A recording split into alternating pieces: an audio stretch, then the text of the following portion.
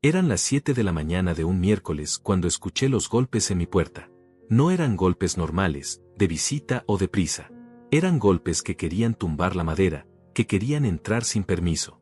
Me levanté de la mesa donde tomaba mi café negro, el mismo que Mónica me preparaba durante 40 años, y caminé descalzo hacia la entrada. Cuando abrí, ahí estaba Daniela. Mi nuera de apenas 4 días de casada, pero que había sido novia de Renato durante 2 años. Tenía una sonrisa que no llegaba a sus ojos, esa sonrisa que había empezado a conocer durante los preparativos del matrimonio. Detrás de ella, 2 hombres de traje oscuro, con portafolios de cuero y la postura rígida de quien cobra por intimidar. «Buenos días, Osvaldo», me dijo con esa voz dulce que usaba cuando Renato estaba presente. «Necesitamos hablar contigo. Es urgente».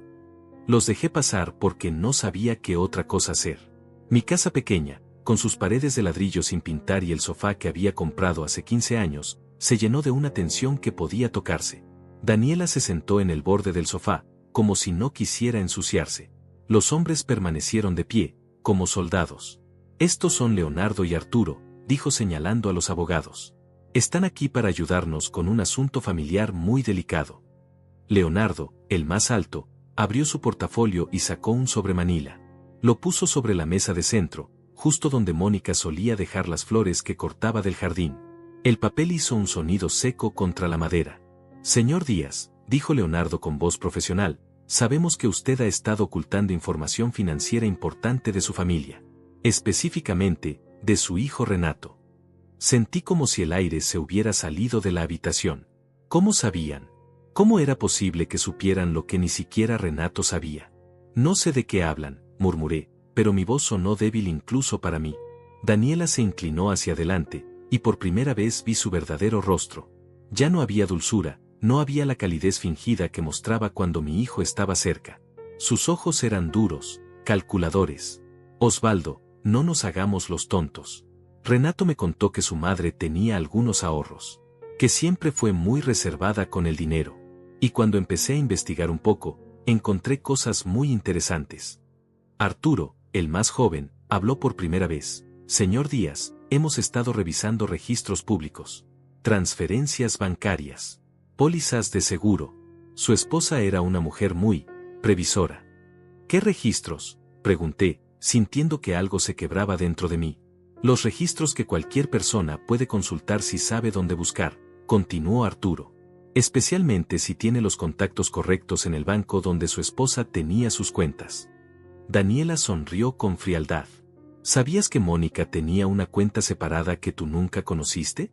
¿Sabías que durante años estuvo depositando pequeñas cantidades que fueron creciendo con inversiones?» No podía respirar. Mónica siempre había manejado nuestras finanzas, pero nunca pensé que tendría secretos. Nunca pensé que habría dinero que yo no conocía. Mi contacto en el banco me confirmó que después de su muerte, una suma considerable fue transferida a tu nombre. Una suma que nunca reportaste a Renato. Daniela abrió el sobre y sacó un documento de varias páginas. $5 millones, Osvaldo. 5 millones que tu hijo no sabe que existen. Mis manos temblaban mientras miraba el documento. Las letras se veían borrosas, pero podía leer suficiente para entender que sabían la verdad. Que de alguna manera habían descubierto lo que yo había mantenido en secreto durante 3 meses. «¿Dónde está mi hijo?», pregunté. «Renato está trabajando», respondió Daniela rápidamente. «Pensé que era mejor hablar contigo primero, antes de que él se entere de tu engaño». «¿Mi engaño?». «Sí, Osvaldo, tu engaño. Porque eso es lo que es. Ocultarle a tu único hijo una herencia de $5 millones es una traición». Leonardo se acercó y puso una pluma dorada sobre el documento. «Señor Díaz, este documento establece que usted reconoce haber ocultado información financiera importante de su familia. Y que, por el bien de todos, está dispuesto a compartir esta información». «Compartir. Transferir», corrigió Arturo. «El dinero debe estar en manos de quien puede manejarlo correctamente. Renato es joven, tiene energía, tiene planes. Usted es un hombre mayor. Pero es mi herencia. Es dinero que vino de esta familia», dijo Daniela con dureza. «Dinero que Mónica ahorró pensando en el futuro de su hijo. No en el capricho de un viejo que vive en una casa que se está cayendo a pedazos». Miré alrededor de mi hogar, la casa donde había criado a Renato, donde había sido feliz con Mónica. Sí, era pequeña. Sí, necesitaba reparaciones. Pero era mía. ¿Y si no firmo? Entonces Renato se va a enterar de tu traición de una manera mucho más dolorosa, dijo Daniela con una sonrisa cruel. Imagínate su reacción cuando descubra que su padre, el hombre que lo educó sobre la honestidad, le ha estado mintiendo durante meses. Yo no le mentí a nadie. Ah, no. Solo ocultaste $5 millones. Estoy segura de que Renato va a entender perfectamente. En ese momento, la puerta se abrió. Renato entró con su uniforme de trabajo, sudoroso y cansado. Cuando vio la escena, su rostro se transformó. ¿Qué está pasando aquí?, preguntó, mirando a los abogados con confusión. Renato, dije levantándome, tu esposa dice que yo te he ocultado algo. ¿Ocultado qué? Daniela se puso de pie lentamente, como un depredador que se prepara para el ataque. Renato, amor, siéntate. Hay algo que tu padre necesita contarte. Mi hijo me miró con una mezcla de confusión y creciente preocupación. ¿Papá? ¿De qué está hablando? Tu padre recibió una herencia de tu madre, dijo Daniela con voz suave, como si fuera la portadora de una noticia triste. Una herencia muy grande. Y no te dijo nada. ¿Qué herencia? $5 millones, Renato. El silencio llenó la habitación. Podía escuchar el tic-tac del reloj que Mónica había comprado en nuestro 5º aniversario, el mismo que había marcado tantas noches felices, tantas mañanas de esperanza.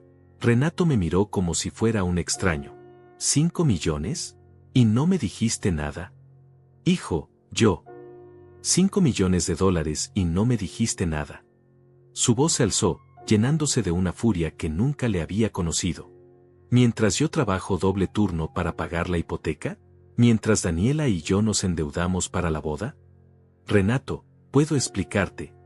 ¿Explicar qué? ¿Explicar por qué me dejaste luchar solo? ¿Explicar por qué me viste sufrir en silencio? Daniela puso su mano en el brazo de Renato, con gesto de apoyo. Amor, tranquilo. Por eso estamos aquí. Para solucionar esto en familia. ¿Solucionar qué?, preguntó Renato, pero su rabia ahora estaba completamente dirigida hacia mí. El hecho de que tu padre no confía en ti, dijo Daniela suavemente. El hecho de que te trata como si fueras un niño incapaz de manejar responsabilidades. ¿Es cierto, papá? ¿Es cierto que tienes $5 millones? No podía mentirle más. Sí. ¿Y no me dijiste nada? Nada. Quería esperar el momento adecuado. ¿El momento adecuado? Renato se rió, pero era una risa amarga, cruel. ¿El momento adecuado para qué? ¿Para burlarte de mí? ¿Para verme hacer el ridículo pidiendo prestado para mi propia boda? Renato, no es así. ¿Sabes qué, papá? Mi hijo se acercó a mí, y en sus ojos vi una frialdad que nunca había estado ahí antes. Mamá siempre decía que eras un buen hombre, que eras honesto, que eras justo. Y lo soy. No, no lo eres. Un padre honesto no le miente a su hijo. Un padre justo no deja que su hijo sufra cuando tiene los medios para ayudarlo. Daniela sonrió desde su lugar en el sofá. Había logrado exactamente lo que quería. Renato, dije desesperadamente, déjame explicarte. No hay nada que explicar, me dijo con una frialdad que me atravesó como un cuchillo. Tú ya hiciste lo que tenías que hacer. Nos criaste, trabajaste. Ahora saca de mi frente y deja que yo me encargue del resto.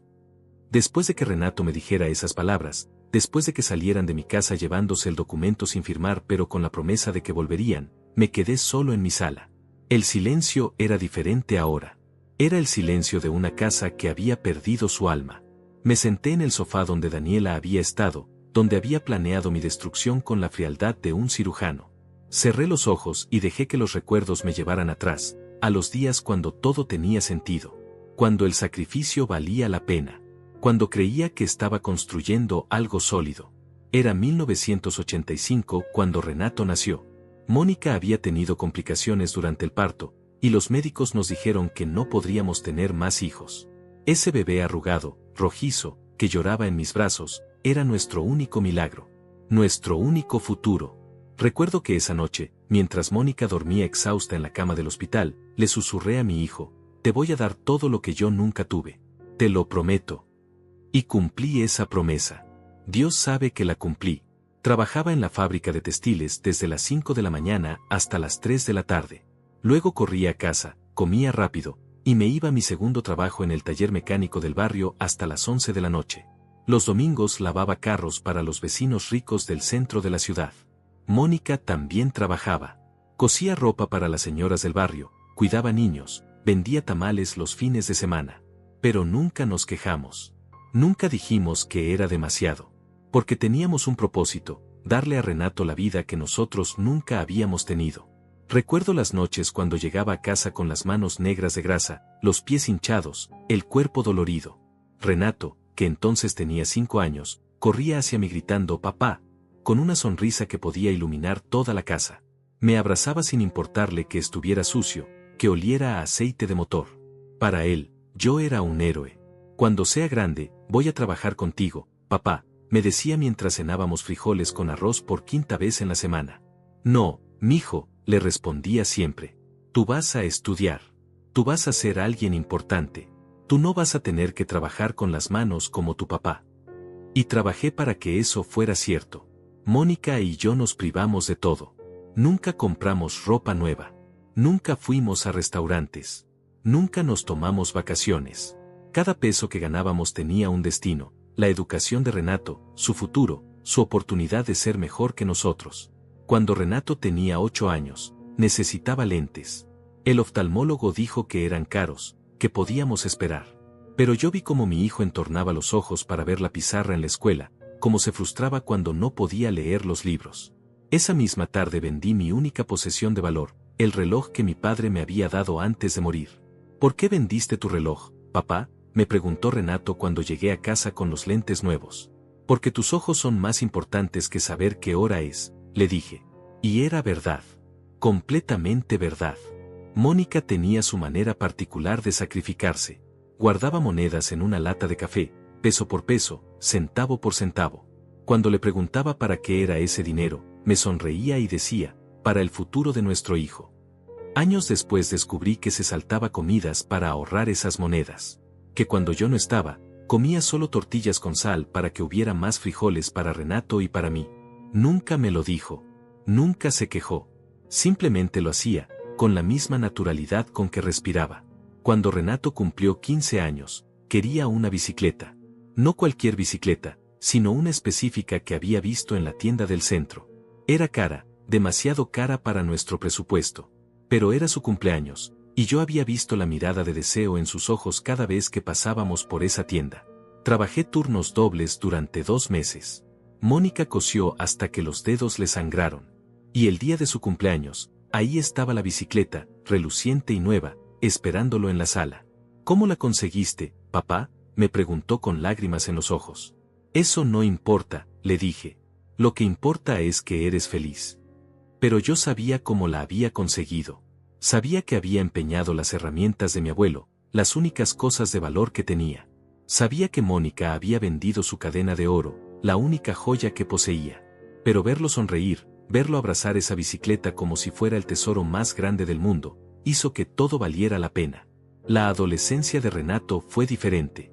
Empezó a avergonzarse de nuestra casa pequeña, de mi ropa vieja, de que Mónica tuviera que trabajar tanto. Sus amigos venían de familias con más dinero, y él comenzó a notar las diferencias.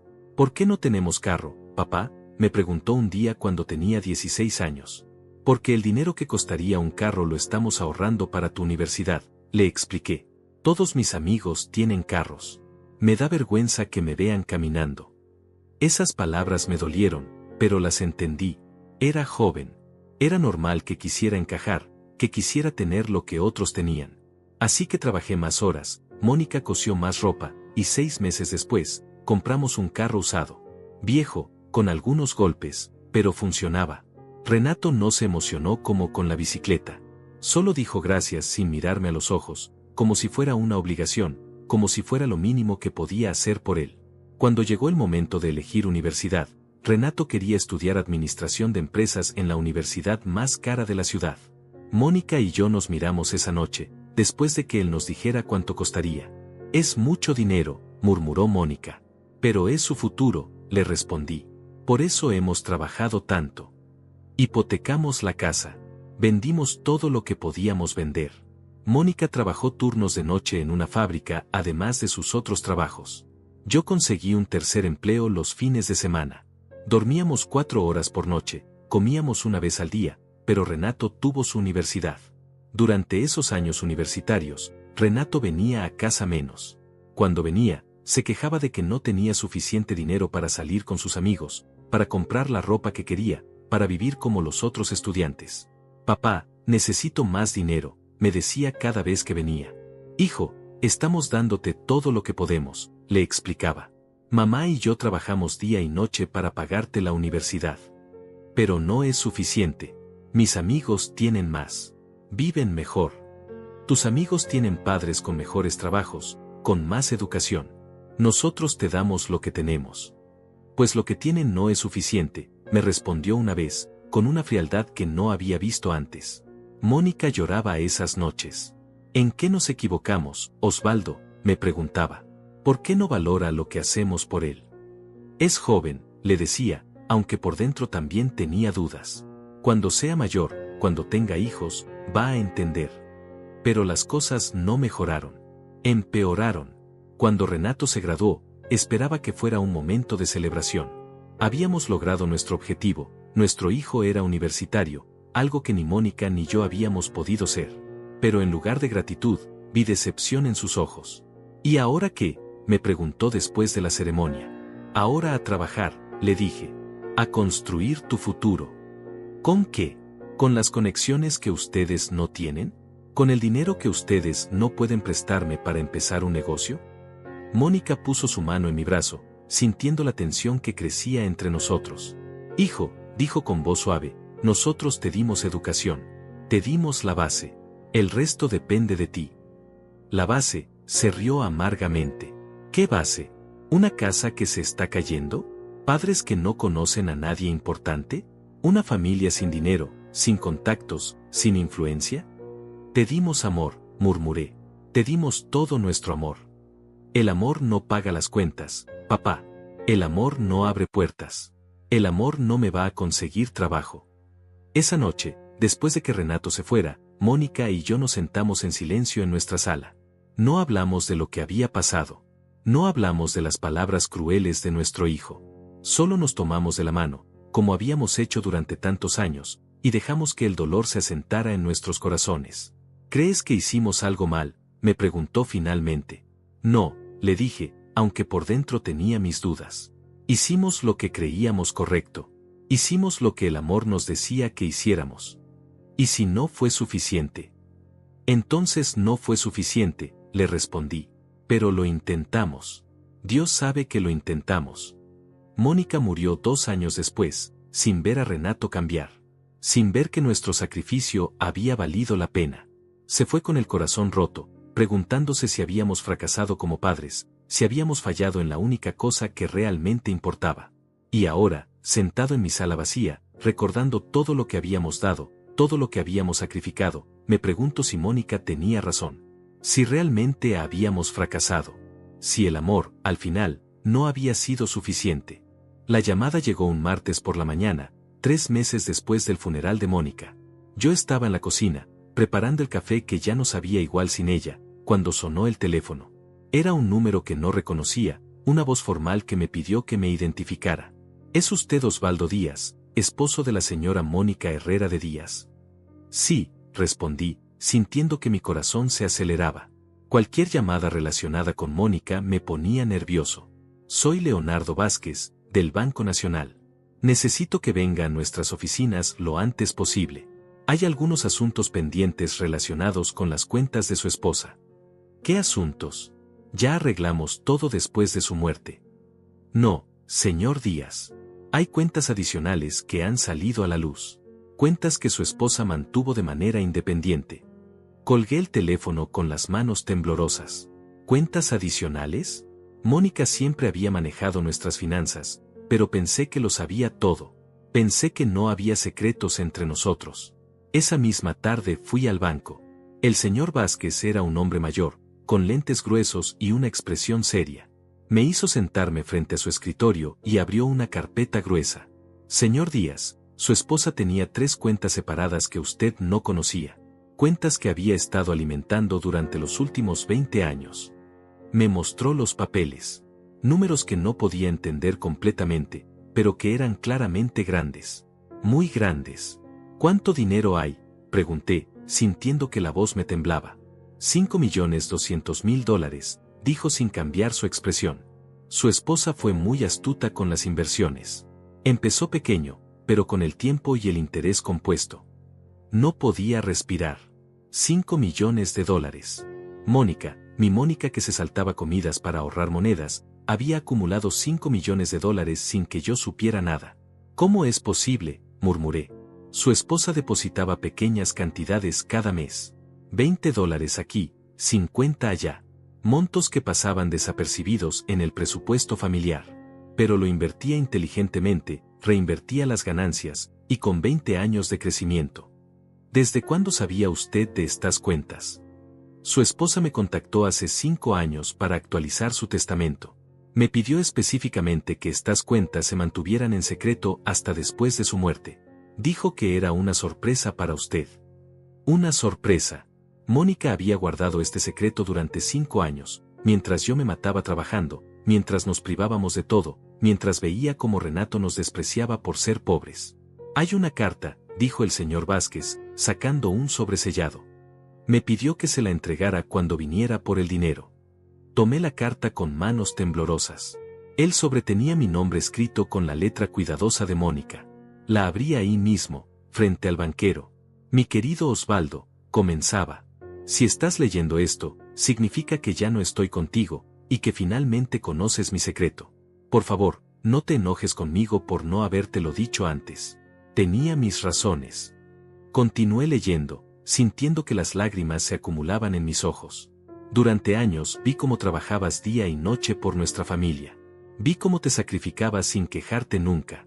Pero también vi cómo Renato empezó a avergonzarse de nosotros, cómo empezó a valorar más las cosas materiales que nuestro amor. Y me preocupé. La letra de Mónica se veía un poco temblorosa en esta parte, como si hubiera llorado mientras escribía. Este dinero no es para que vivas como rico, mi amor. Es para que tengas seguridad. Para que nunca dependas de nadie, ni siquiera de nuestro hijo. Guardé este secreto porque quería protegerte. Quería que supieras el valor real de las personas antes de que supieran el valor de tu cuenta bancaria. Al final, había una postdata que me partió el corazón. Usa este dinero sabiamente, Osvaldo. Y si algún día Renato demuestra que nos equivocamos sobre él, compártelo con alegría. Pero si demuestra que teníamos razón, protégete. Te amo para siempre, Mónica. Salí del banco en estado de shock. $5 millones. Mi esposa, que había muerto preocupándose por pagar las cuentas, me había dejado $5 millones. Durante las siguientes semanas, mantuve el secreto. No le dije nada a Renato, no le dije nada a nadie. Seguí viviendo en mi casa pequeña, seguí tomando el mismo café barato, seguí usando la misma ropa vieja. Pero por dentro, todo había cambiado. Comencé a observar a Renato de manera diferente. Ahora que tenía la opción de ayudarlo económicamente, empecé a prestar atención a sus motivaciones reales. La primera señal llegó 2 semanas después de mi visita al banco. Renato vino a casa un domingo, cosa que no hacía desde hacía meses. Llegó con Daniela, su novia de entonces, una mujer bonita pero con ojos calculadores. Papá, me dijo mientras tomábamos café en la sala, Daniela y yo hemos estado hablando sobre tu situación. ¿Mi situación? Sí, tu situación. Vivir solo en esta casa, sin dinero, sin nadie que te cuide. No es saludable para un hombre de tu edad. Daniela asintió con falsa preocupación. Don Osvaldo, Renato me ha contado lo difícil que ha sido todo desde que murió su esposa. Debe ser muy duro manejar las finanzas solo. Me las arreglo bien, respondí, observando sus caras. Pero papá, continuó Renato, nosotros pensamos que sería mejor si tú vinieras a vivir con nosotros. Bueno, cuando nos casemos. Así estarías acompañado, y nosotros podríamos ayudarte con las cosas que ya no puedes manejar. ¿Qué cosas no puedo manejar? Las cuentas, por ejemplo. Los pagos. Las decisiones importantes. No es que seas incapaz, pero 2 cabezas piensan mejor que una. Daniela se inclinó hacia adelante con esa sonrisa falsa que ya empezaba a conocer. Además, esta casa está muy deteriorada. Sería más económico para todos si la vendiéramos y usáramos ese dinero para algo más práctico. ¿Vender mi casa? Papá, sé realista. Esta casa no vale mucho, pero algo es algo. Y nosotros podríamos usar ese dinero para comprar una casa más grande donde todos cupamos cómodamente. Me quedé callado, procesando lo que acababa de escuchar. Mi hijo quería que vendiera la casa donde él había crecido, la casa donde Mónica y yo habíamos sido felices, para que él y su novia pudieran comprar algo mejor. Lo vamos a pensar, dije finalmente. No hay mucho que pensar, papá. Es lo lógico, lo práctico. Después de que se fueron, me senté en mi silla favorita y pensé en las palabras de Mónica. Quería que supieras el valor real de las personas antes de que supieran el valor de tu cuenta bancaria. Mi esposa había tenido razón. Sin saber que yo tenía dinero, Renato ya estaba tratando de controlar mi vida, de tomar mis decisiones, de vender mis pertenencias para su beneficio. Las visitas de Renato se volvieron más frecuentes después de esa conversación, pero no porque le importara cómo estaba yo. Venía con nuevas ideas, nuevas sugerencias sobre cómo yo debería vivir mi vida. Papá, encontré un asilo muy bueno. Es caro, pero entre la venta de la casa y tu pensión, alcanzaría. Papá, deberías darme poder legal sobre tus cuentas. Solo por seguridad. Papá, ¿no crees que es hora de que hagas testamento? Solo para tener todo en orden. Cada sugerencia me dolía más que la anterior. Cada visita confirmaba lo que Mónica había previsto. Nuestro hijo no nos valoraba a nosotros, valoraba lo que pensaba que podía obtener de nosotros. Un día, mientras Renato me hablaba sobre los beneficios de traspasar mis pocas propiedades a su nombre para evitar problemas legales futuros, recordé algo que Mónica solía decir: las verdaderas intenciones de las personas se ven cuando creen que nadie las está observando. Decidí hacer una prueba. Renato, le dije interrumpiendo su monólogo sobre planificación patrimonial, hay algo que quiero preguntarte. Claro, papá. Dime. Si yo tuviera dinero, mucho dinero, ¿cambiaría eso la forma en que me tratas?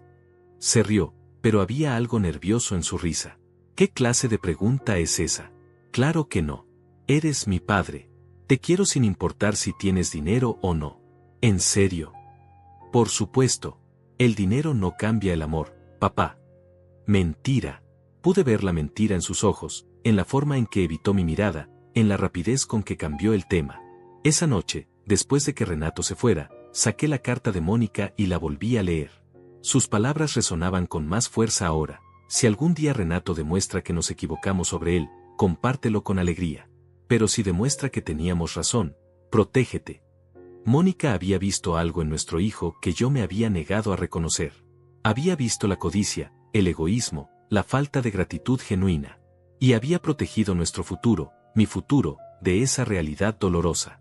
Guardé la carta en el cajón donde guardaba mis documentos importantes y tomé una decisión. Seguiría observando, seguiría escuchando, seguiría manteniendo el secreto. Porque ahora entendía que no se trataba solo de dinero.